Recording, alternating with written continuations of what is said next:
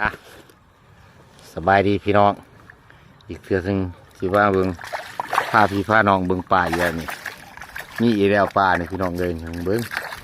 มีปลาเคิงปลาเพียพี่น้อง3 ตัวเพิ่นไปหามาไหลอีแล้วนี่พี่น้องเลยมันลอยเบิ่งแต่กระสร้างเพิ่นนี่แหละพี่น้องนี่ปลาเคิง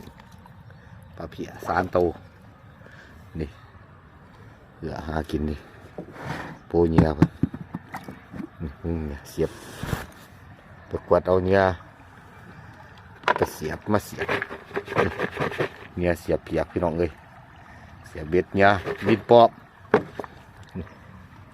เงียดินปอบมันเสียบใส่เหือเรานี่เลยแหละพี่น้องเลยไปหาใส่ดิเลยปลาเจียวกูมาถ่ายเอาปลาเพิ่งเจียวนี่จะคล้องปลามาแล้วจะคล้องปลามาแล้วนี่พี่น้องเกยจะไปวันไปที่เจียวไปยามกูจะไปน้ำเจียว